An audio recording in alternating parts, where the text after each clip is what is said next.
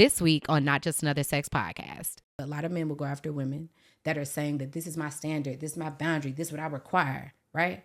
And then they ease up in there with none of that shit. Yeah. So then they don't believe you. They don't. At this point, he feels like you lied. You're a liar. And now he just doesn't trust you. Trip Fontaine said it. He was like, niggas lie, but women lie to themselves more. Hey, sugar. I feel like there are so many different things that I need to learn as an adult. I'm this nasty on a regular day, like on a Tuesday. I am your host, Samaya Burton, and don't worry, it's not just another sex podcast. Hey, you guys. Welcome back to another episode of Not Just Another Sex Podcast. I am your host, Samaya, and I am super excited to be here with you today. Per usual, you know what I mean. Anyways, per usual, we're going to start off with a review. These are slowly becoming one of my favorite part of the episodes because y'all be talking to me so nice. Like, seriously. Okay, so today's first review is from Misha Poo 92. One of the best podcasts. I love how open and honest you are. Definitely helped me get through my long days of work. You have also gave me a lot of clarity on my life. Keep it up. Like, that's real. I don't know if you guys think like that we just say leave a review just because, but we don't. One, it honestly lets me know that I'm doing something right in this business and just really creating this. Sometimes it can feel like, is it worth it? But also because this is where it counts. Like when you listen to the audio, when you play the entire episode, when you leave a review, like that's what helps put this show on the charts. So this podcast is 100% free. If you want to support us, leaving a review, rating and reviewing the podcast, leaving a review and sharing and all that stuff, it helps way more than you know.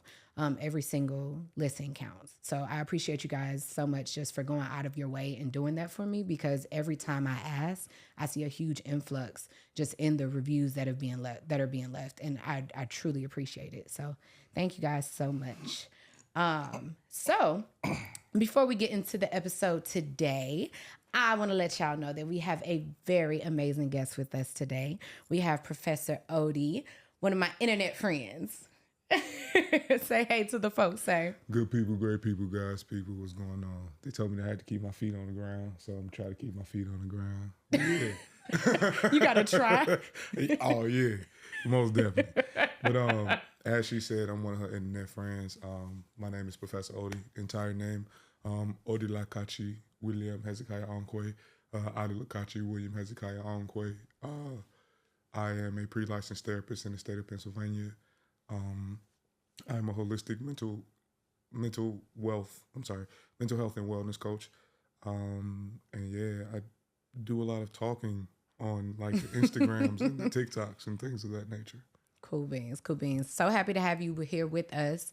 Odie and I met online just, throughout this post-COVID, things like that. And so when we talk about networking across, this is another example of that. A lot of times people reach out to me, which I'm really grateful for, and say, hey, I think I would be a great guest for the show and things like that. And to be honest, I rarely have like a lot of complete strangers on the show unless I reached out to them for something specifically.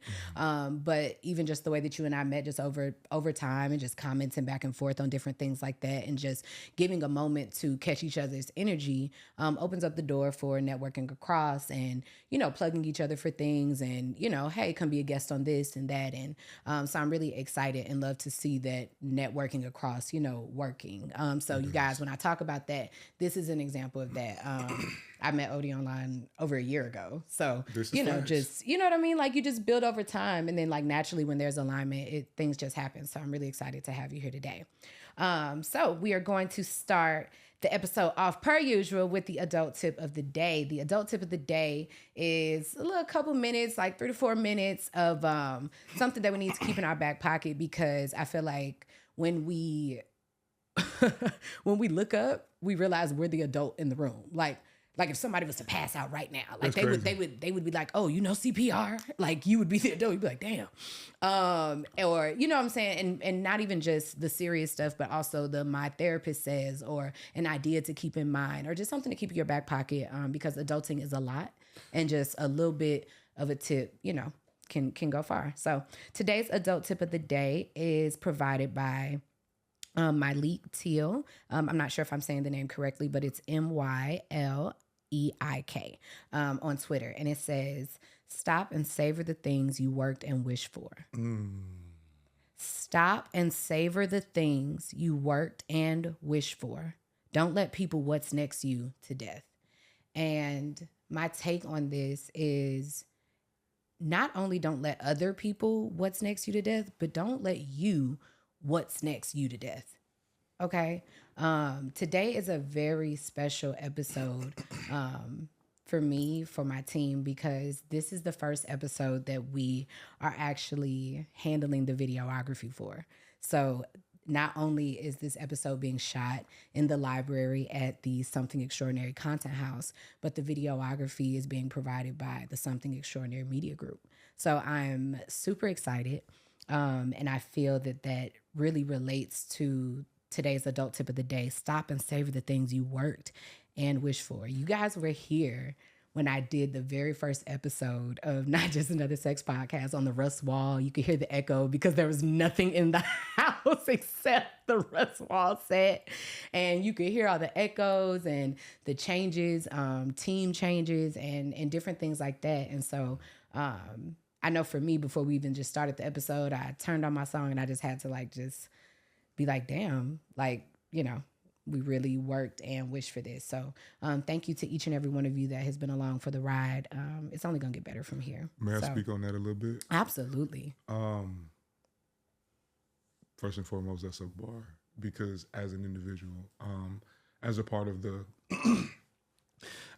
highest educated immigrant group in the United States, like a lot of people, because I'm Nigerian American, a lot of people, especially Black people, will say Nigerian Americans are the highest educated immigrant group, and it's like they're Black, so it's something that is aspirational or something that can be utilized in order to fight against this idea that Black people they are anti-intellectual, right? And as a Nigerian American, it's like, yes, we are, and we have that accolade, but at the same time, the same token, reminding myself to not allow somebody to what's next me to death. Like I what's next myself to death. You dig what I'm saying? And after I hit 30, I've heard a lot of things about pacing, and I've heard a lot of things about, once again, like celebrating the small victories. Like being here on this podcast for me is a victory, but it's not just a victory. It means something. You dig what I'm saying? Because it is still a step, or it is still a movement in what I feel to be the right direction. Like even down to the point where we all aligned at the same time, where, as you said, I'm doing the production from, the people, the team here, and I'm doing everything like in-house. I come from a lot of grassroots roots. You understand what I'm saying? And it's like, in those types of spaces, you have to celebrate the small wins. Like Absolutely. You have to. Yeah. Otherwise, you'll lose yourself in this whole idea of like, I'm not doing enough, or I'm not moving quickly enough. And it's like, yo, grass don't grow fast, my boy. You just don't. So, you know what I'm saying? Buckle up and have yourself on for the ride. I absolutely agree. I absolutely agree. I feel like each part of this, like just starting the podcast, the house, the, acquiring the equipment and, figuring out who needs to play what roles, it's been really impactful. And I even noticed just even the way that I tackle things, I'd rather go for the hardest thing first. I think that it's crazy because months ago we were avoiding shooting in the library because of how dark it is. Like with the walls are all black, and I mean it's an amazing vibe, but to light this bitch up is real work. And now that we have our own team, we have BJ, the vegan light assassin, and he says, "Don't worry about the shadows. Like life has shadows." And it's so crazy because now the dark places and the hard things and all that stuff that I used to try to avoid, now we're like, okay, what's next? Like, did we get all of it? Like, what's up? So I'm just grateful because that's a different mindset than I used to have. So it's not just about acquiring the equipment or being here. It's about having a different mindset. Sometimes the what I've wished for and what I've worked for isn't just a material thing. It's this mindset and how I'm processing the challenges and how I'm digesting them as nourishment. Like these difficulties are nourishment for where the fuck I need to go. 1,000. So I'm appreciative of that. So, just stopping and savoring it and, moving through this episode with Professor Odie. 1,000. I know you guys have probably heard me talk about the live sex art show, the art exhibit with 3 X's that Sexual Essentials puts on every year. Whether you've heard me talk about it on Horrible Decisions podcast, 8 at the Table, or even on my own show interviewing the performers from the years before, well, I just want you to know I've seen the DMs, I've read the emails, and yes, the art exhibit is back. Just like this hair is new, this year is going to be something absolutely different. So from September 15th through the 17th, we are putting on a 3-day intimate experience, okay? August 1st, all of the information around the theme, lights, camera, action, and what that entails and everything that we're going to be doing is going to drop for Patreon members first. The tickets are also going to drop for you all as well. So make sure that you subscribe or either you tap in so that way you can log into that meeting. Now on August 2nd, Wednesday at 9 p.m. Eastern Standard Time, make sure you join me on Sexual Essentials Instagram, where I'll also be giving the exact same information and dropping the tickets there as well. Why is this so important? There are only 150 tickets available this year. It is a very intimate event, and I do believe that, like before, it's going to be the best one yet. So I hope to see you there. Make sure that you tag a friend and let them know. You know that they always say, "Ooh, tell me when you're going back to that. When is that happening again?" Don't be stingy. Share it with a friend, and I'll see you next week.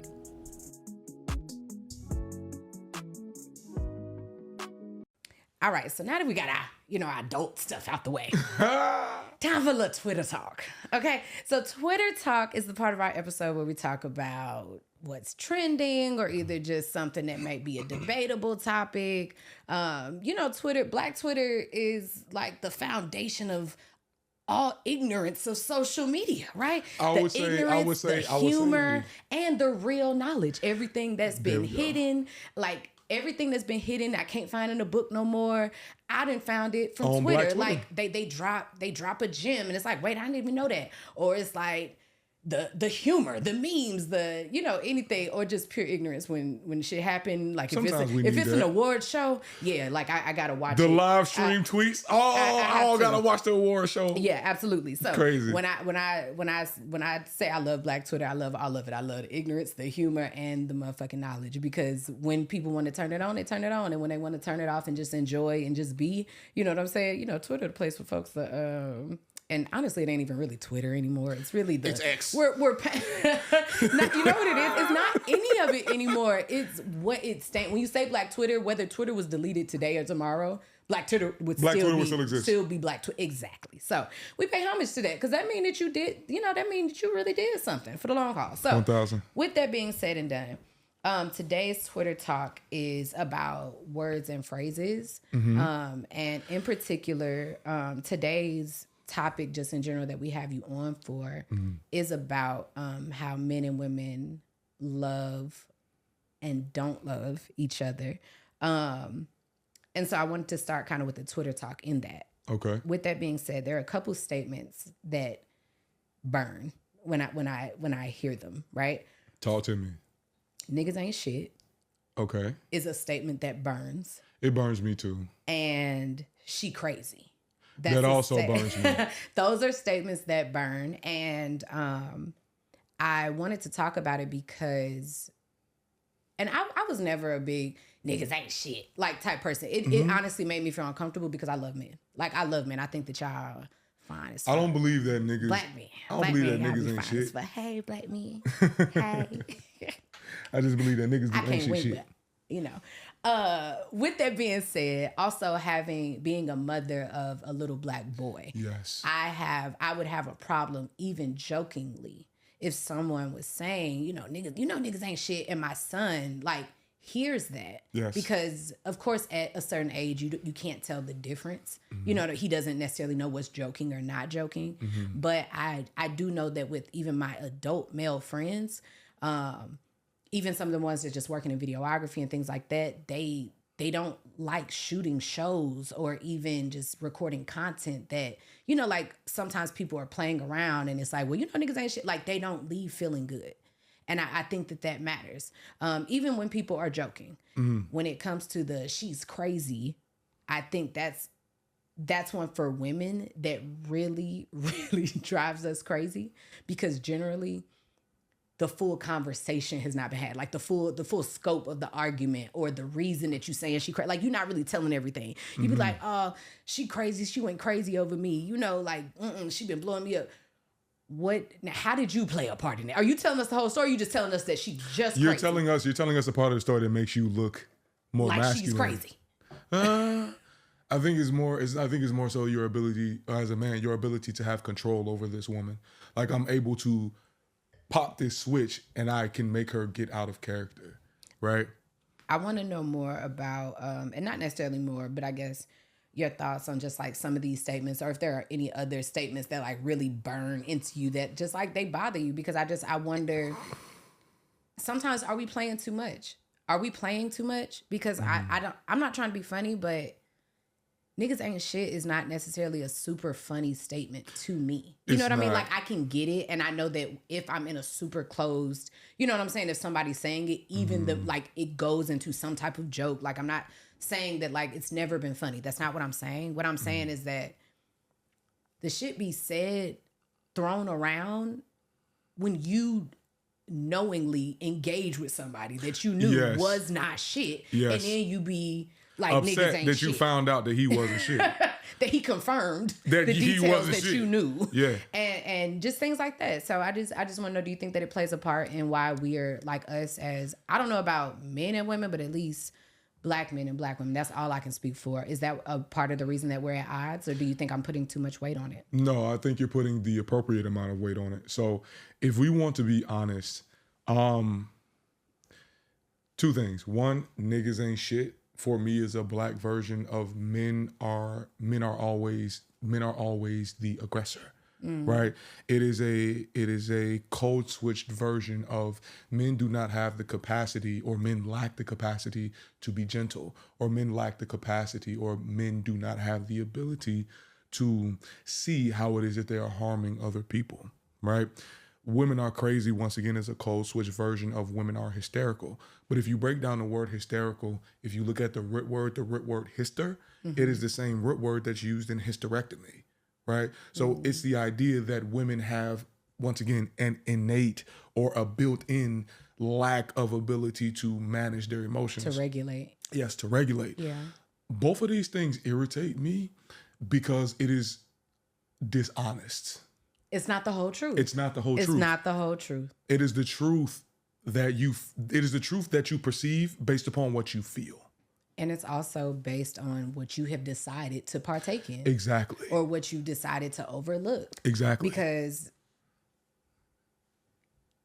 if your boundaries are intact, then it rarely gets to, oh, she crazy. Because there are certain red flags before that that let you know that, I don't really care for this, or I don't really care for that. But if you've said, fuck it, you ain't got no boundaries, and you skipping right past every red flag, as if they're saying go faster, time for the race, then you've played a part in engaging with someone that knowingly you knew could possibly wasn't good for you. I wouldn't necessarily say that people run past red flags as much as I would say they've been taught to paint red flags pink. Right? It's not that bad. Yeah, it's not that bad, right? Because even when we think about how it is that black people, or us as a community, right? We have to look at how it is that we've been introduced to relationships a lot of times. A lot of us have not been introduced to healthy relationship dynamics.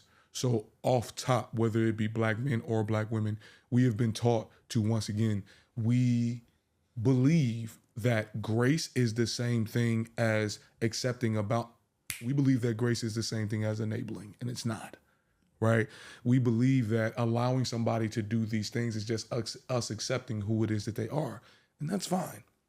You can accept this person as it is who they are. Without enabling them. Without even being in the proximity of harm, right? I can stand across the street and still see that you got on a red shirt, black pants, and white shoes. I don't have to be that close to you, right? So accepting somebody as they are without enabling them places you at a proximity where you're not harming yourself unnecessarily. And for a lot of us as Black people, specifically in the United States of America, a lot of us do not have a healthy archetype for relationships or communication. That's the reason why, once again, when things like The Cosby Show or when things like A Different World, like they created archetypes or they created visualizations of things that were not so far-fetched that we were like, oh, we can't do this, but they were close enough to be like, okay, this is an example of what this could look like. Yeah. Does that make sense? Absolutely. So that's pretty much our little pre-appetite, little foreplay, if you will, for the conversation. I feel it. Which is that in itself, just really talking about how us as, at least in our community, how we became at odds with each other. I want this episode to really dive into why we don't trust each other, why we are so us against them.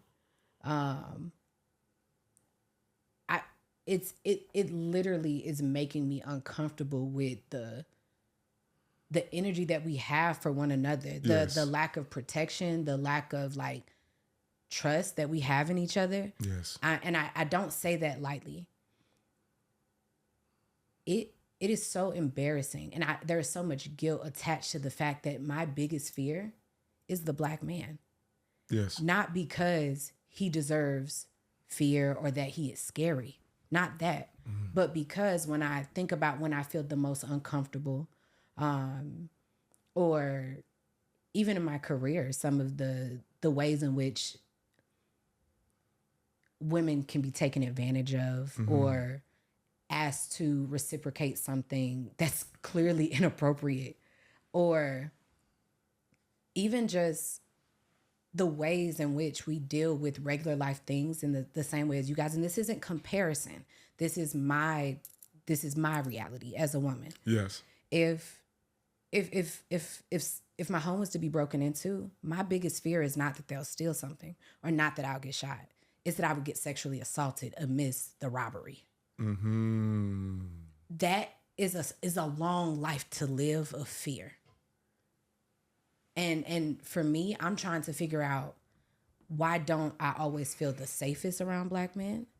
And not, I have to say that one because when I walk past white men, they barely look my way. And of course, that's not to say that Black men are more sexually aggressive. That's not it. Because white people are having the exact same conversation. A white girl is probably more afraid of a white man because these type of things occur within your own community.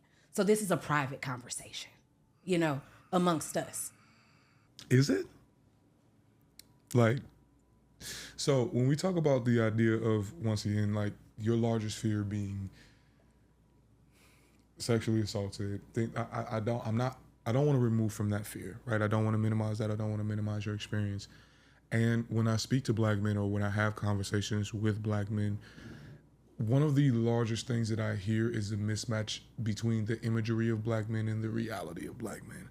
And as a Black man, the more that I've heard about this conversation and the more that I've actually leaned into this conversation, I can see it, right? So I had a conversation, because once again, I'm an ally, like I love my alphabet homies, but I had a conversation with one of my homies and I was like, yo, have you noticed how it is that they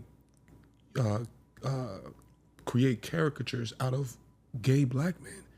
And he was like, well, what do you mean? I said, okay, when we talk about gay Black men, like the first gay Black man I've ever met, he did not fit the archetype of gay Black men that I saw on television. He just did not in any way, shape, or form. He was not like the down low, shiftless, like he wasn't that. And he was not flamboyant and almost to a point where he was buffoonish. It wasn't that. He very much so presented as if though he was a cis hetero Black man. And not even like I was singing songs with him that were very like heterosexual. And the comment that I made was that he could sing the panties off of any woman. And then my homegirl was like, he's gay. No, he ain't. I'm finna go ask him. You can't just ask him if he's gay. Why can't I? Hey, bro. Yeah. You gay? Yeah. Huh. The imagery of black men does not align with the reality of black men. And I think a lot of black, whether they be gay, straight, it doesn't matter. The imagery of black men is not controlled by black men. The narrative of black men is not influenced by black men. So when it comes down to the concept of you having this fear, a number of black men will say you have the fear because society has taught you to have that fear. This is where, and I think that's a great point, because a lot of people are probably thinking, well, this is exactly why it's the problem. This is why we're painted as more aggressive online or in the news and everything else. And absolutely valid. But I am not the news. I am not everyone else. I am a black woman. Yes. And when I said that this is a closed conversation, it's because what I referenced earlier, the guilt that I have as a black woman, my first feeling, what comes naturally to me is to protect the black man. And so much so that I have not, even in my own platform, been able to really discuss that I don't feel safest around black men. That's not because of what I've seen on the news. It's because of the aggressive catcalling. It's because of the multitude of women that are killed by their partner, by the black women that are shot because they didn't give someone their number. The fact that I'm scared for my house to get broken into, not get robbed, but sexually assaulted. So this isn't all about like sexual assault fear. This is about having a closed conversation as a black woman with another black man who I trust to converse and express the reality of not every man, but at least for some, so we can have a healthy conversation around how we can do better for each other. Yes. Because we have to do better. And this is not to say that there are not some amazing black men out there. I know that. That's why I'm having a conversation, because I know it doesn't change. It hurts because the fact that I still have fear. Yes. It hurts because I have that fear. There is the guilt that I feel for having that fear, the guilt that I feel even having this conversation, because there is a chance that someone on the internet will misconstrue these damn words. Yes. To use that to validate why we should act like this against black men, or why they not shit, or why dangerous. No, don't stop with the being intentionally obtuse to pull a thought from something for clickbait. This is a serious conversation. A serious conversation. Yes. So many accidents, so many. I feel bad when I have to judge when I meet a man first. My first reaction is to defend myself, be hard, make sure that I'm not too feminine, make sure I don't seem attractive.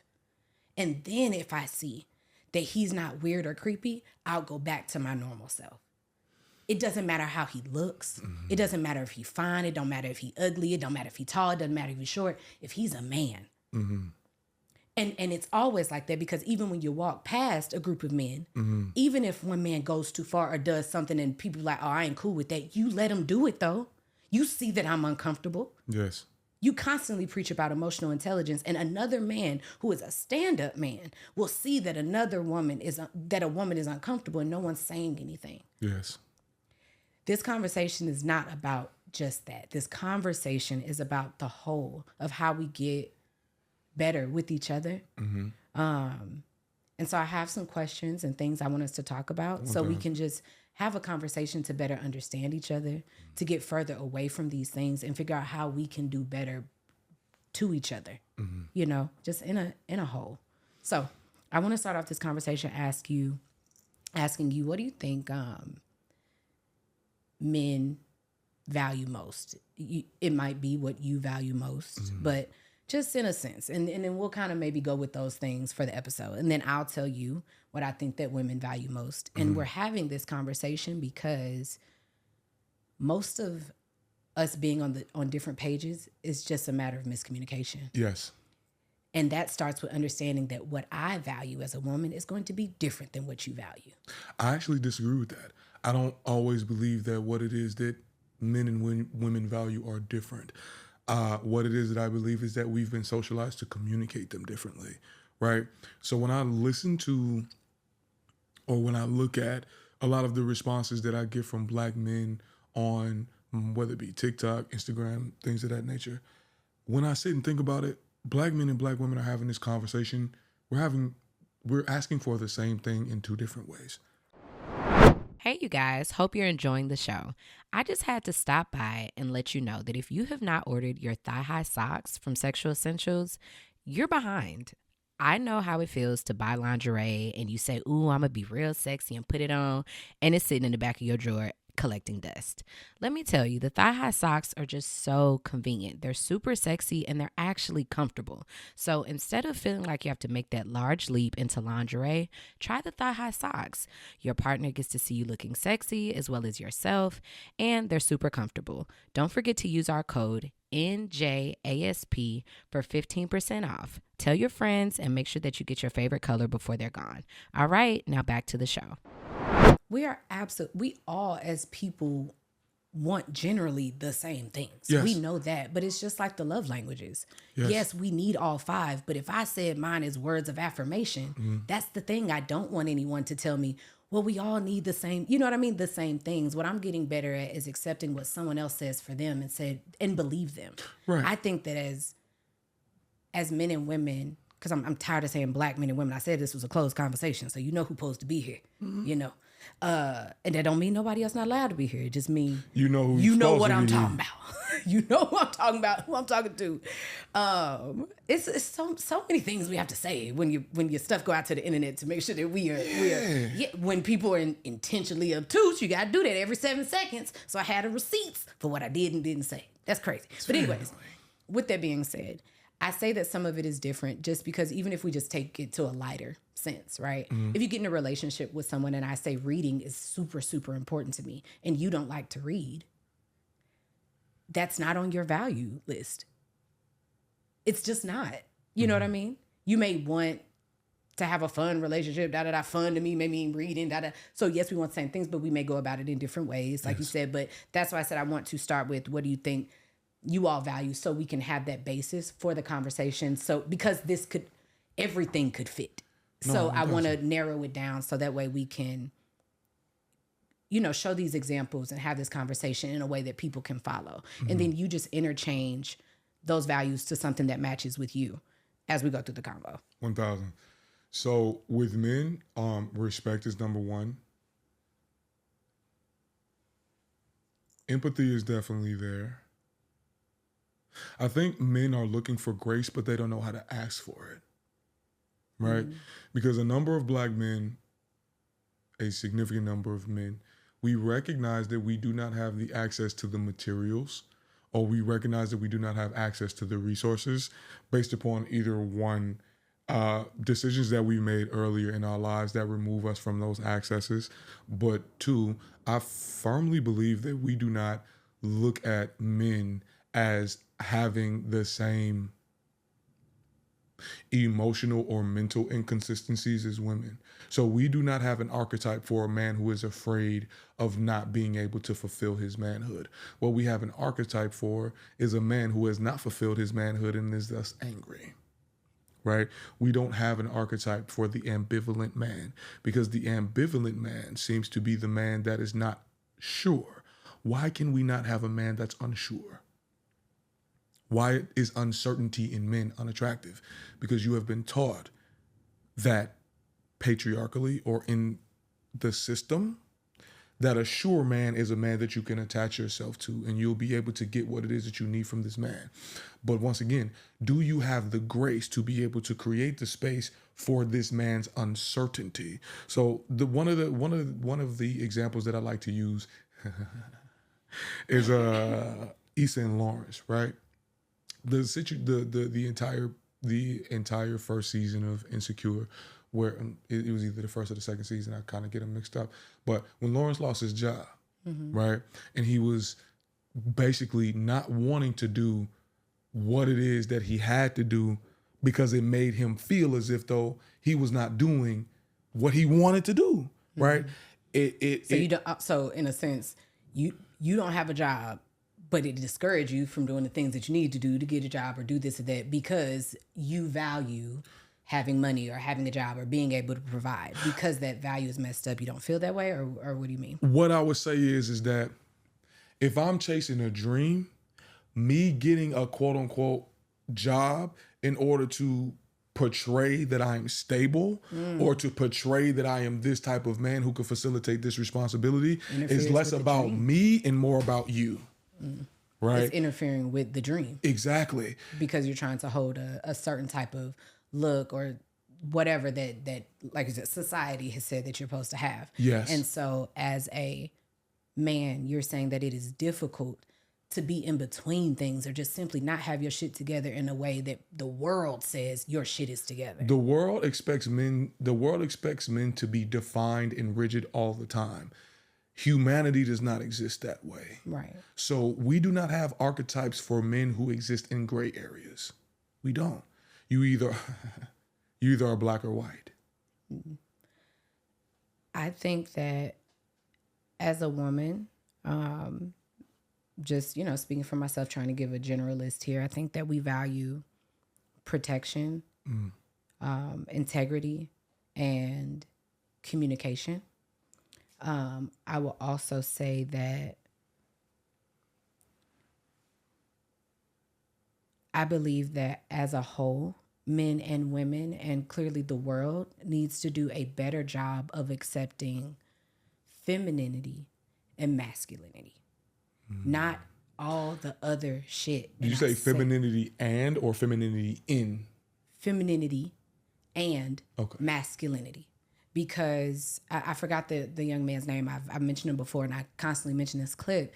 He talked about how as a man, just growing into his femininity was so important. And honestly, as a woman, we tend to go crazy over the men who have tapped into their femininity, right?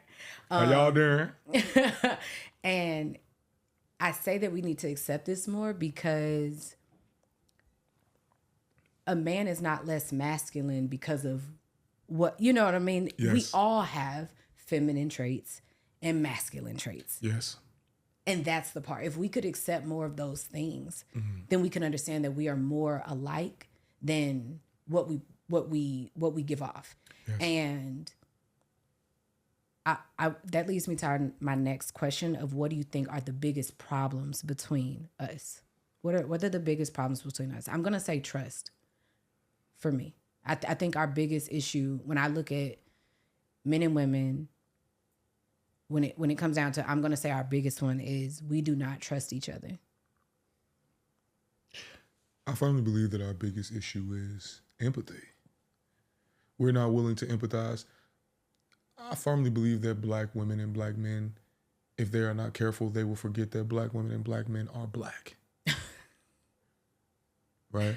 And what I mean by that is that there are a number of black men who say black women are extremely or hyper masculine. And I'm like, okay. You realize she's a black woman. You realize she's a black woman, right? You realize that literally, physiologically, black women evoke the same physiological response as white men. So once again, their presence in an environment creates the same amount of physiological response or bodily response as a white man. Whether or not you perceive that man to be threatening or not is irrelevant. This black woman creates the same response as a white man. What that means is that black women societally are already perceived as masculine. They're already perceived that way. Yeah. Black men are perceived as hyper-aggressive, not hyper-masculine, hyper-aggressive. So with black women, are you able to remove this hyper-aggressive archetype from black men? So, and even with black men, can you remove the hyper-aggressive archetype from yourself? Can you approach yourself more gently and more empathetically within your blackness? Because I feel like we as black people tend to forget how much us being black impacts our perception of the world. Because I think that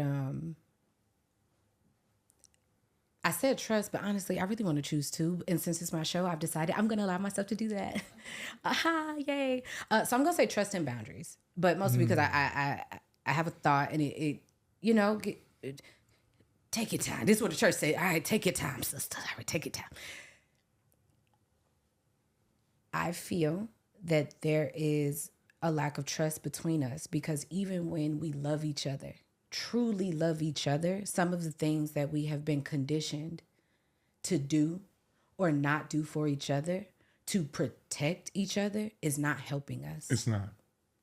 As a woman who went through her life protecting her parents, not just a man, but a man and a woman, with, incest and molestation and things like that, because you're told to protect, you know what I mean? Like, we could have handled this in house. Why would you know what I mean? There is so much confusion in your mind when you've been told not to say something about something because it's going to prove what society has been saying. Yes. And that is a difficult thing to deal with.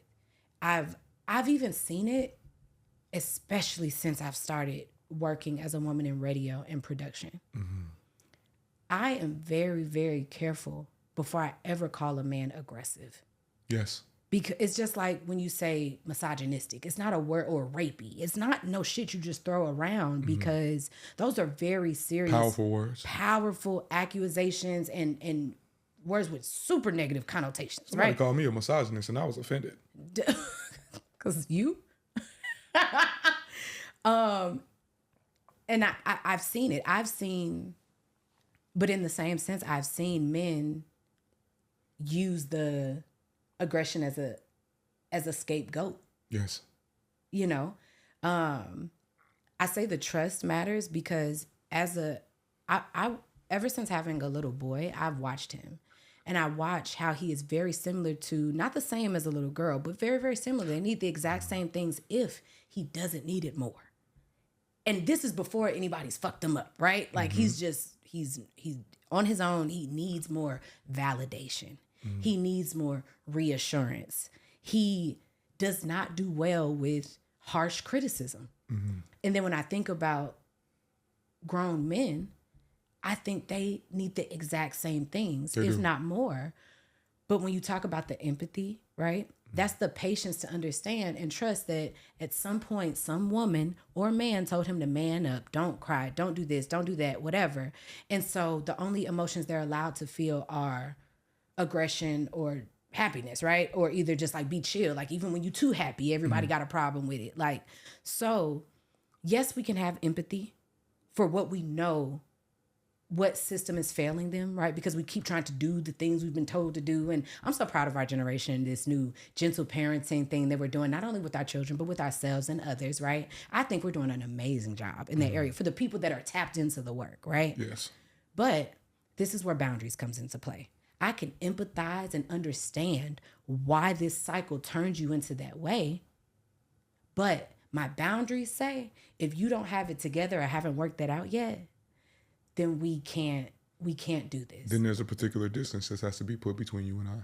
I have also found that a lot of men after you, so you know how like there's like this saying or like this underlying thing that like when you have sex with somebody, everything gonna change, right? Yes. A lot of people say that when you have sex with somebody, like, and it's one of the reasons that you should, like make sure you're sure about who you fucking with. Like I ain't saying don't have fun. This is not like a don't have sex ad and none of that shit. I ain't talking about none of that shit. I'm talking about just being clear that you're having sex with healthy people. Have mindful sex. Have mindful sex. And when I say healthy, I'm not talking about body. I'm talking about mind. Okay? That's healthy. So I feel like a lot of the trust is because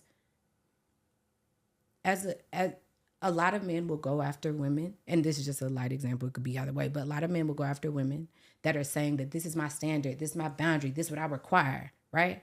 And then they ease up in there with none of that shit. Yeah. So then they don't believe you. They don't. So as soon as they sleep with you, they don't trust you immediately. Why? Because you said this is what you wanted and you let me have it. And I ain't had none of that shit. Mm-hmm. And then the women are like, well, you changed. At this point, he feels like you lied. You're a liar. And now he just doesn't trust you. Trip Fontaine said it. He was like, niggas lie, but women lie to themselves more. They do. Women do lie to themselves. And it's the boundaries part. Yes. And it's also men. Men don't have boundaries. I feel like men lie to themselves too. A lot of, now I will say I love men boundaries, but not saying that like all of them hid or whatever, but the boundaries that they do have, if a man say that he only gonna date a 6-figure woman and I bet you that's the only thing you see him with. He could be a homeless man and he'd be like, no, I'm only dating this. But hold on, guess what? That's exactly what he will have. But that's women. But that's what men allow you to see. I'm a man. I'm only going. I just seen the show that you fucked last week, my boy. She didn't look nothing like that. She didn't have none of those. So what are you really saying? Yeah. Right? I think a lot of people are not being honest with themselves. I think that we are mad cruel to each other. We are. I think we are mad cruel to each other when at the end of the day, we all know that the shit that we say matter don't be the shit that's really mattering. It doesn't. And I think that also it's just difficult for us to communicate with each other. You know what I mean? Like tell each other the truth and know that you're being believed. Like as a woman, even like with our cycle, like our period coming on, people think that it's an excuse. You know what I mean? Like that's annoying. It's annoying. Like I ain't gonna lie to you. Like I'm not gonna say it's an excuse, but there's so much reality, like truth to like the mood swings. Like you got to really have some.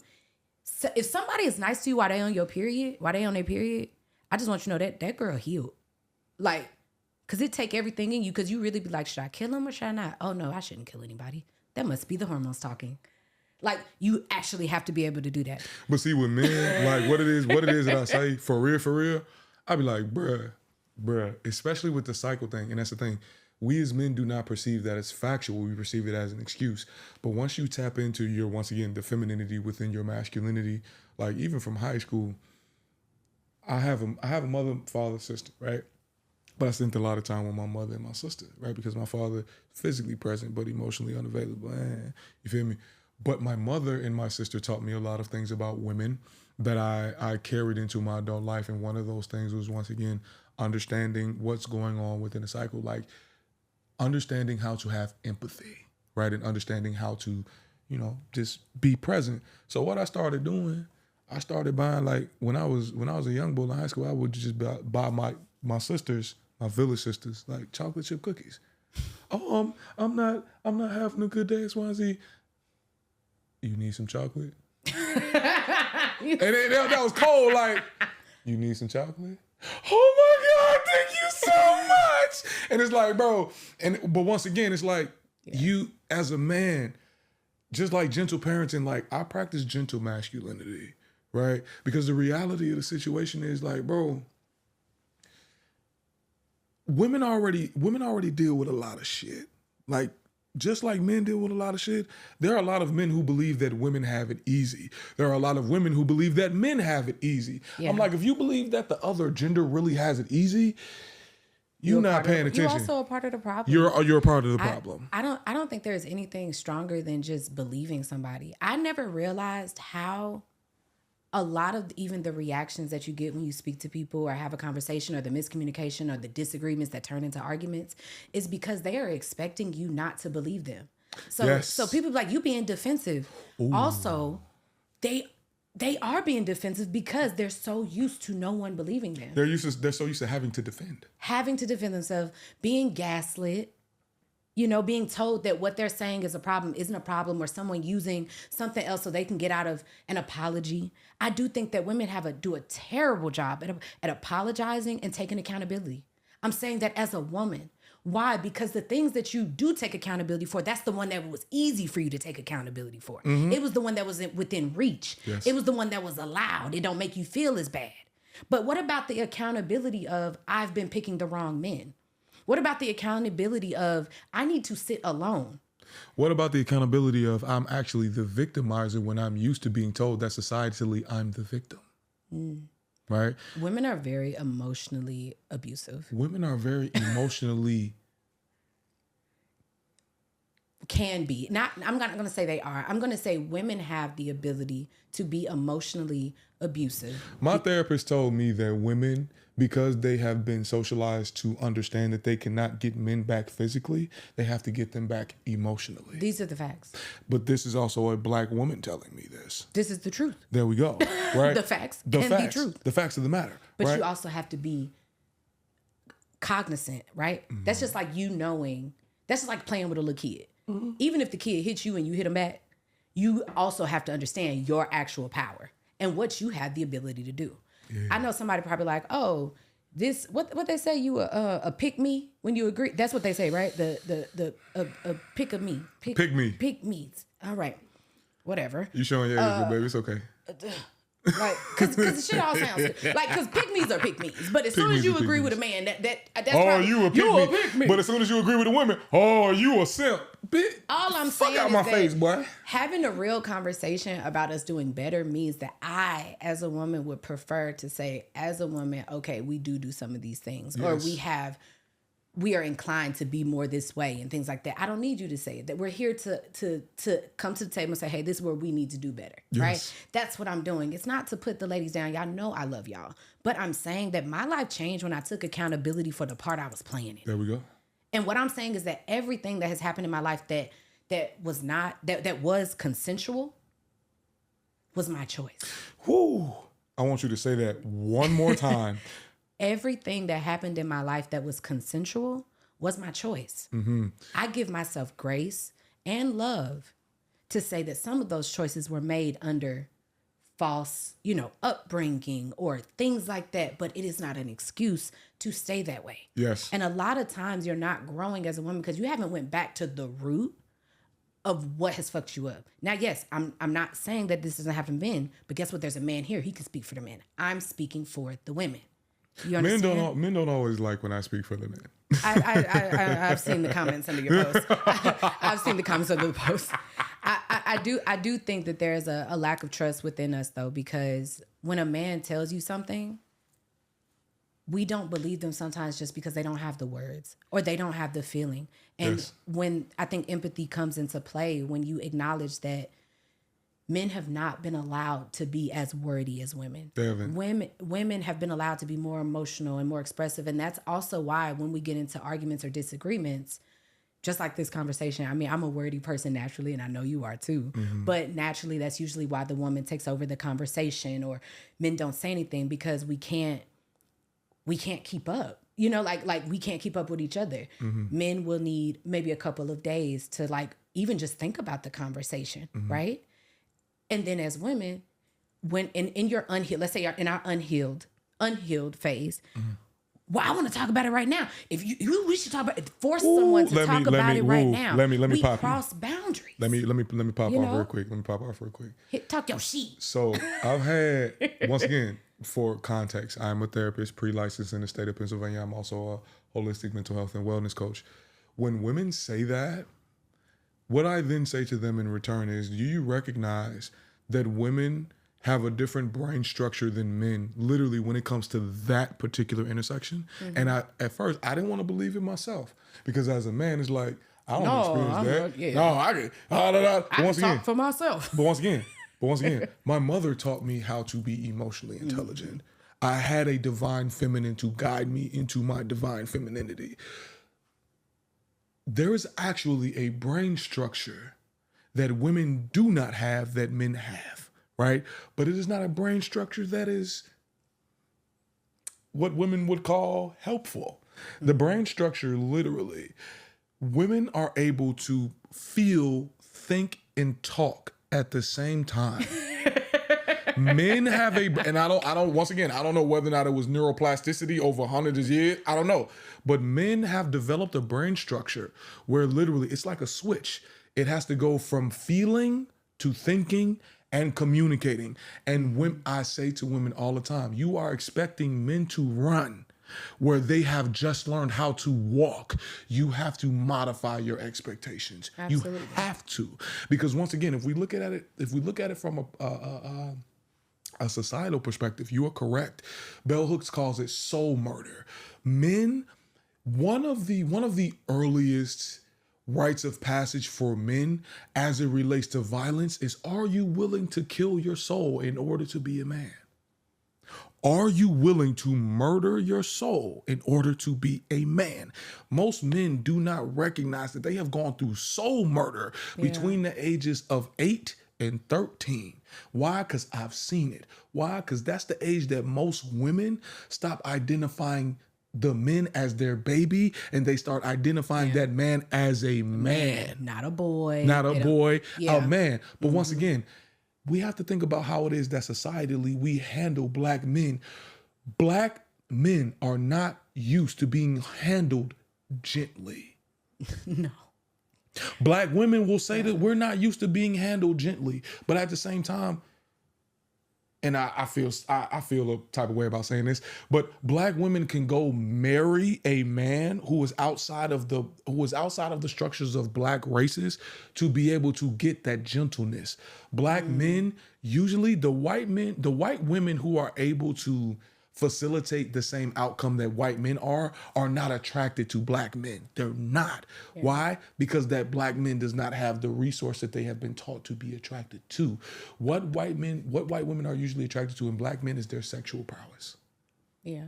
So black men find themselves constantly in this space where because they're looking to be desired, because they're looking for the sexual desire because they get so much fulfillment, whether it be validation, respect, things like that. The things that men have been told, this is what sex gives us. Mm-hmm. And so if someone is sexually attracted to you, that ends up being the end all be all. Yes. Versus where you have women skip the sexuality part. You guys have been raised to skip emotion and feeling and things of that sort. All we've talked about is feeling. And that's why we can't even have an argument, because now we're not arguing about the facts, the honesty, the truth. We want to sit there and lecture you about how we feel. Yes. When you've already admitted as a woman that your feelings can't be trusted because you wanted to kill me this morning. And I think that's the part. I absolutely agree with the empathy part, because the thing is, I believe you're going through what you're going through. And I just didn't realize how powerful that was to tell someone, I believe that what you're telling me is true. But I don't have to not believe you to take my power back. I simply have to have boundaries. Mm-hmm. My boundaries say, I believe that you're going through that. And like when I said that this is my standard or my requirement, or this is what I'm looking for in another partner or whatever. Yes. I believe myself, and I put down a boundary that said, you're not ready. You're still cooking. Yes. I don't have to beat you up or force you to grow faster simply because I want a boyfriend right now. Mm-hmm. You know what I mean? And I think that's the part. I think that we don't realize how much power we have in what has consensually happened to or for us. Yes. And I charge men up with that as well, sincerely. The same way you say with women, what you have consented to is a part of your life. I say the same thing to men. Like, brother, you keep talking about women are like this, women are like this, women are like... Have you stopped and sat your ass down and asked yourself about your attraction pattern as men? Because I had a conversation with somebody in my comment. I told motherfuckers, I've grown out of arguing with people on the internet, right? I've retired from it. But hung up your hat. what it is that I said to this brother, I said, factually or generally, men are attracted to women that they have to save. Why? Because you have been taught that your masculinity is based on saving women. Over time, you recognize that this woman becomes a liability. Why? Because this woman cannot save herself. Right? And then you resent her and say she just wants you for your money. There we go. Now, she a gold but here's the thing. A lot of men get stuck in the middle. How? Because you also don't want a boss ass woman either. Ooh, why? Because hold on. Let me get to it. Let me get to it. All right, let me get to it. Because I be trying to tell brothers like, yo, I've never, ever have had an issue with a woman submitting to me.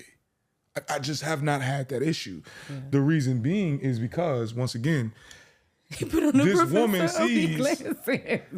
woman sees that I, once again, have the ability to be emotionally intelligent, right?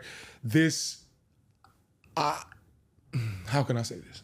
A number of men do not want to be the quote unquote woman in the relationship that 9 to 5 to millionaire women require, because a number of women who make more than men are not looking for you to be quote unquote the financial provider. They are looking for you to be the emotional provider. They're looking for you to be the emotional support. But a number of men have not learned how to remove the association with that from femininity.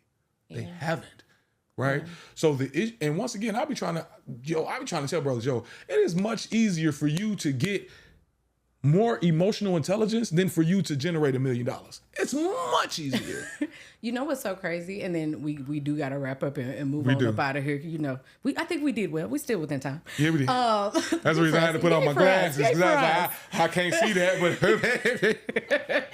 But what I will say is that, and that's another reason that, men don't trust women, is that as soon as they start to show or open up or decide that they don't want to just have sex, then, are you gay? Why you don't want to fuck? Why you come up? You know what I'm saying? And it's ridiculous. You asked me. You asked about the things that burn you, like the phrases that burn you. All right, come back to it. I hate when women say that men are zesty and sassy.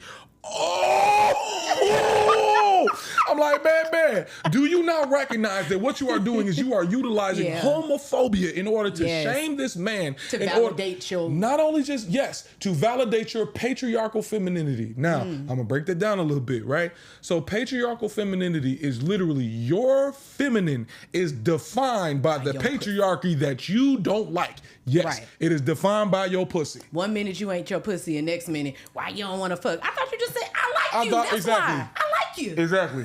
100%, right? So once again, within that space, Joan Morgan said it. She was like, are we really ready for a genderless society where women have to give up the parts of the patriarchy that make they pussy wet? And I said, God damn.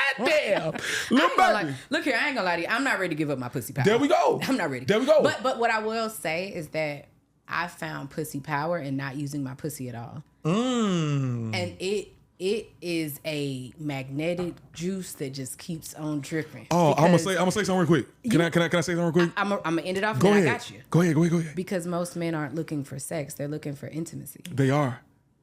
You got it. Go but ahead. Most men do not recognize the power in their penis. They don't recognize how it is that can get them to intimacy. And what that means is that, once again, if you are looking for intimacy from a woman, you have to recognize sincerely, how to be intimate with yourself. Absolutely. That's one. But also two, the power of the penis is in your follow through, brother. The power of the penis is in your ability to create structure. But you can't create structure outside until you create structure inside. Preacher. And I will tell you from experience, brother, I done been between 20,000 all the way up to I ain't cracked above 60,000 yet. But we gonna get there, right? A little bit of time, right? Once again, I come back to the point that I've never had an issue with a woman submitting to me. The reason being, somebody who just had a problem with that statement, they can't get the thing that you talking about next. They gonna feel it. But once again, I recognize that the power in my masculinity is not do what I tell you to do. The power of my masculinity is I'm going to do what I said. I'm going to do what I said I was going to do. Hey, you guys, it's your host, Samaya.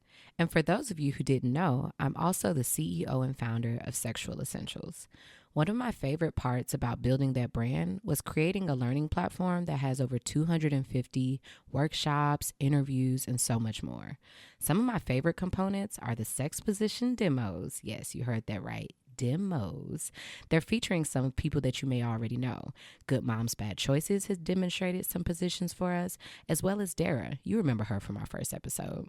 Those are some of my faves, as well as the lingam and yoni massages. These are great additions to add to your oral loving for your partner. Yes, I said oral loving. I'm trying to keep it clean, guys. Anyways, they are great additions and a great way to spice things up. Outside of our masterclasses, add one of these on to your normal routine and really wow your partner. Click the link below or in any of the links in our bio and sign up for our courses today. All right, now back to the show.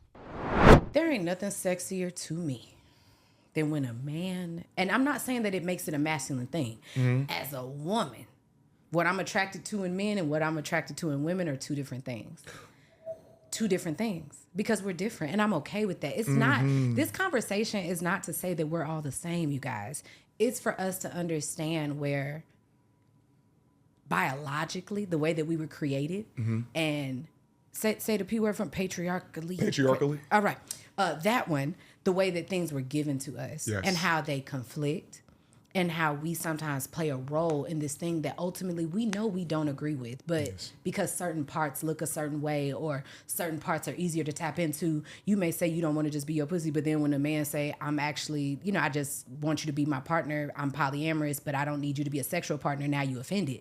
Not ready for those conversations. We'll bring you back for that one. You look like, now why would you open up this can of worms, but we got to go.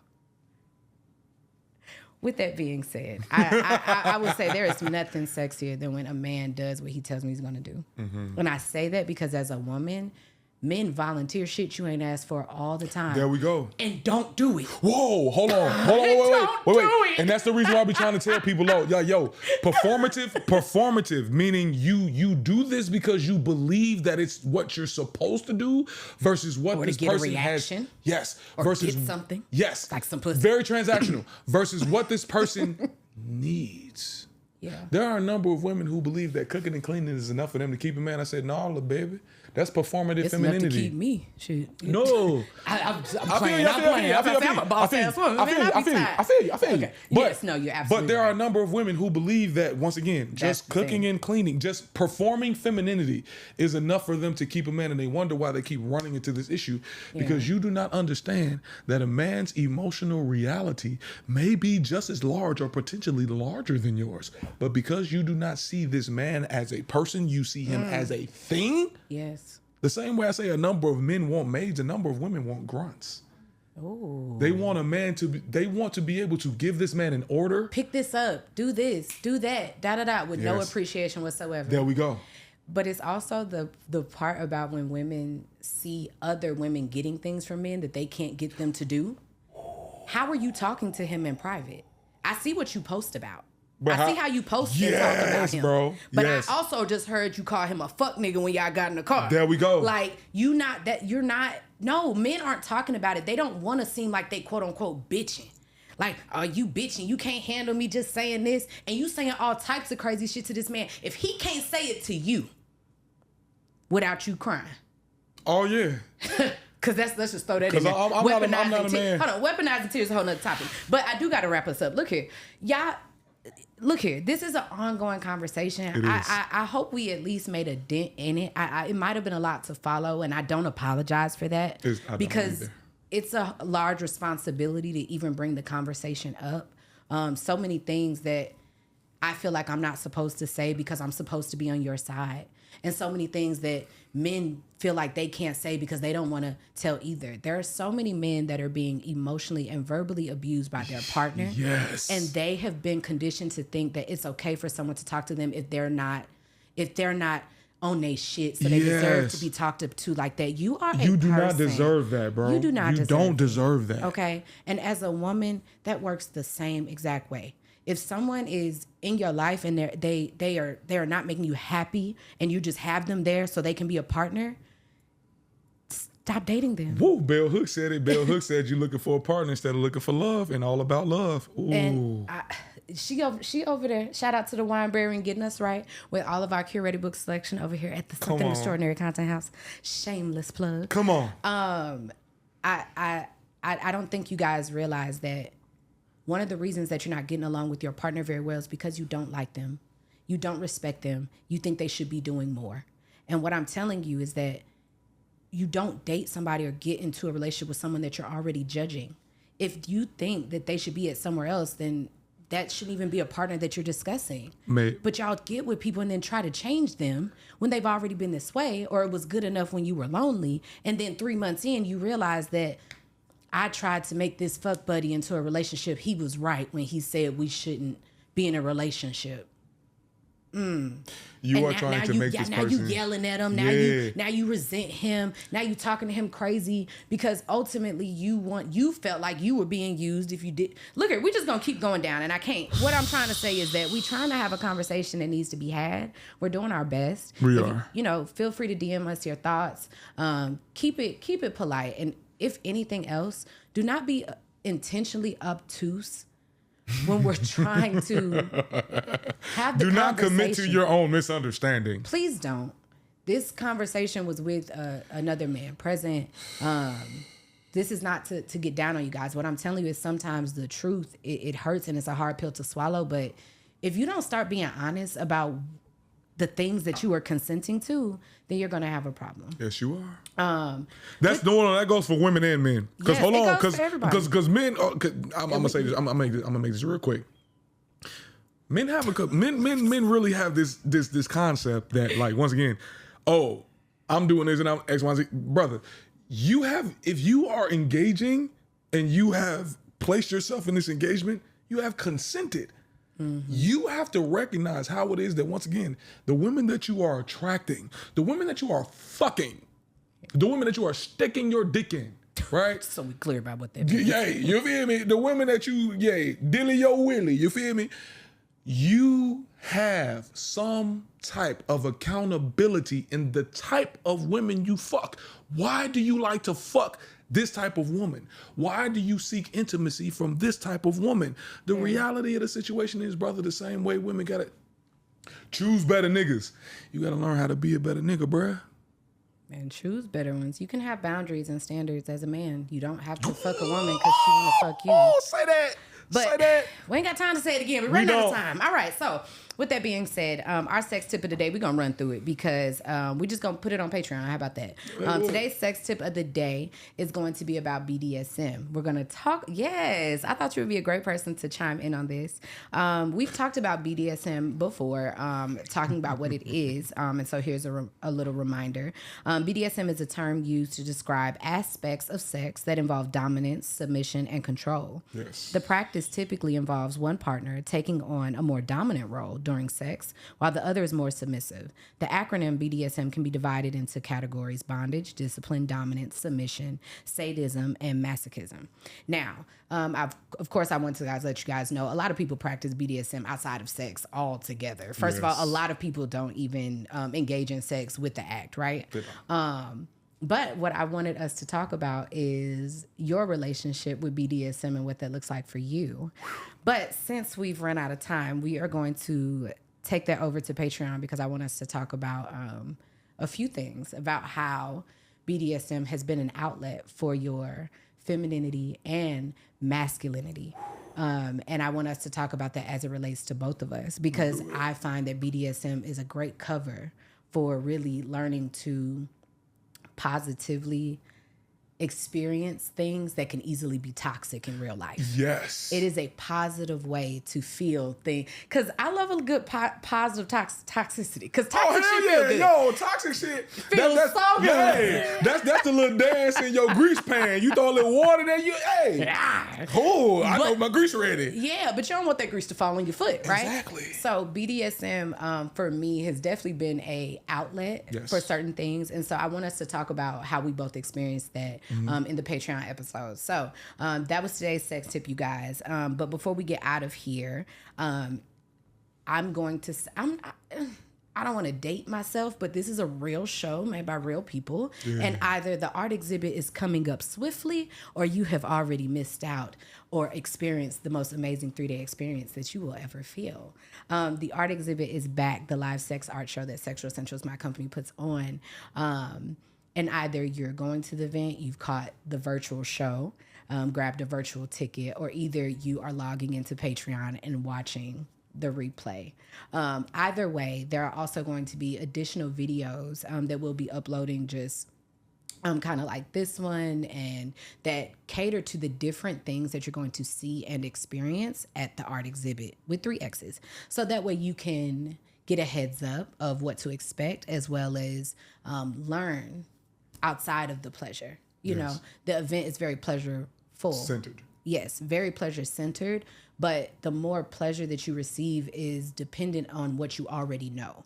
And so I don't want you to go into the experience ignorant or asking unnecessary questions. Not that there's anything wrong with that, but if I can help it and you're already a part of my community, make sure that you're tapping into Patreon and seeing the other videos that correspond, even if you're late and maybe you went to the art exhibit and you're like, okay, oh my gosh, what did I see? I have some questions.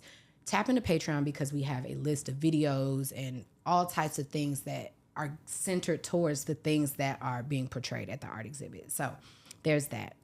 Lastly, before we get out of here, we are going to go into the spiritual tip of the day. The spiritual tip of the day is the Tower card. So you guys know that I am falling in love with my tarot journey. It's been really great with enforcing my intuition. The spiritual tip of the day is supposed to be a bite-sized piece of that witchy shit that y'all be hearing us talk about and all the spiritual stuff that people don't understand, or they think like, oh, like it's just so many weird and incorrect things that are out there. But I realize I get it because nobody is really explaining to you what these words mean. They just saying like higher power and from within, and all of a sudden they go from being like crazy as fuck to like healed and centered. Like, hell, what the fuck does centered mean? Like, what, just really trying to add a tip to your day to help you understand how people are getting to this place and what that road looks like. Your center. For sure. So let me explain the Tower card in tarot. Tower card represents change in the most radical and momentous sense. It is for this reason that the card itself visually looks so unnerving, but it doesn't necessarily have to be truly frightening or ominous, because at the heart of this card's message is foundational, groundbreaking change. The kind of event that the Tower card marks does not have to be something terrible like a disaster or great loss. Change itself is a normal part of life that one has to embrace, but it can sometimes strike fear, for it means that we must abandon the truths that we have known prior to this event. The old ways are no longer useful, and you must find another set of beliefs, values, and processes to take their place. We chose this card today to discuss because something new has started. When you guys met us, I was starting the podcast. I had purchased the Something Extraordinary Content House. The SE Media Group was forming, and now we are shooting the podcast in-house. That did not come easy. It came with some loss. It came with monumental change. And this was not an easy journey. Like, this video may look amazing, and it may sound amazing. That came with a lot of work, but it also came with a lot of help. And so I wanted to just take a second and give a thank you to Dejan, Ace Metaphor, Natasha, Nick, also known as Stretch, that's my Tallahassee videographer, you know what I'm saying? James, Chelsea, Devin, The Real Mama Podcast, LaKenya Reed, James, Wayne, BK on the sax, Lala, and also our investor, Dara. They made this come to life. Sometimes you're hit with changes and you can't always plan for them. And sometimes things have to move faster than what you planned. And I'm just really grateful for my team. I'm thankful to my producer, Steph. I'm grateful to my videographer, Brandon, our interior designer, Naya, making everything look so amazing. And to the newest part of our team and mentor, BJ, the vegan light assassin, who lit this bitch up, okay? You guys are getting a real show made by a real person, and it's not perfection that we're offering. I'm just giving you guys the insight to what's really been going on. So thank you to all of those people that contributed, saw what I was doing, and just poured into me through this time. And of course, anybody that I left off is nothing but love. So thank you so much. Odie, I want you to tell everyone, one, where to find you and how to tap in with you best. And please tell us about this amazing sweatshirt. It says Black women are essential, and I love that. Make sure you drop that info for us. And then also, you guys, make sure you check the links under wherever you're listening to this after you rate and review the podcast. Do that. And then all your links that he mentions will be there. So go ahead. All right, so good people, great people, guys, people. I gotta put my feet back on the ground. This is my shameless plug. My name is Professor Odie. You can find me everywhere, either at professor.odie or professor_Odie. Either one of those will get you where it is that you need to go. On my Instagram bio, you can click the paperclip and you can see all of my links. I don't want to, be too expansive with what it is that I have, but I've developed something called Emotional Intelligence University, and my entire coaching platform is based upon KRS-One, Knowledge Rules Supreme over nearly everything. He is a hip hop artist. He's an amazing person. He wrote a book called The Gospel of Hip Hop, and I pulled my coaching framework from there. So, as a coach. Beautiful. Yeah, as a coach, as a therapist, I utilize my 4 pillars are health, love, awareness, and wealth. And I teach all of these things in my Emotional Intelligence University. So I have courses that correlate to each one of those things. So once again, if you click the paperclip in my bio and you see Emotional Intelligence University, you'll be able to go there. But the thing that I'm promoting the most right at this moment in time is my Love Virtual Classroom. And my Love Virtual Classroom is a space where you can come in and have just the basics about emotional intelligence, how it is that you can learn how to, affirm particular boundaries, how it is that you can communicate your needs, just how it is that you can, regulate stressors and things of that nature. Just very, bare bones things. Introducing emotional intelligence to somebody who probably has not dealt with emotional intelligence before or is looking for ways to engage in emotional intelligence. So once again, click on the paperclip in my Instagram bio and you will see the Love Virtual Classroom, which will be the first link. The first or second link, I'm not necessarily sure. But once again, the Love Virtual Classroom is somewhere where you can come in and learn. It's like a 101 class for emotional intelligence. But yeah, across multiple platforms, as I said previously. YouTube is Professor_Odie. Instagram is professor.odie. TikTok is professor.odie. And on Spotify, if you just go on Spotify, I learned today that Spotify does not allow you to screen record. But if you go on Spotify and you type in THA the space ANTI, the first one you will see is The Antidote. That's me. Click on it, follow it. Listen to the episodes. It's 2 seasons on there. I did the research and said the average podcast only lasts about 20 episodes. I got like 36. So you feel me? I'm already above average. So it's gonna be some above average shit. So go listen to The Antidote. We're here. All right. We will have all of those links for you guys below. That tower card is something amazing. I hope that you guys stay tuned. I hope that you tell a friend about this show. I hope that you rate and review it, because this show is absolutely free to you. Tap into Patreon. Our links below. 5 stars. So much. And we will see you next time. Thank you.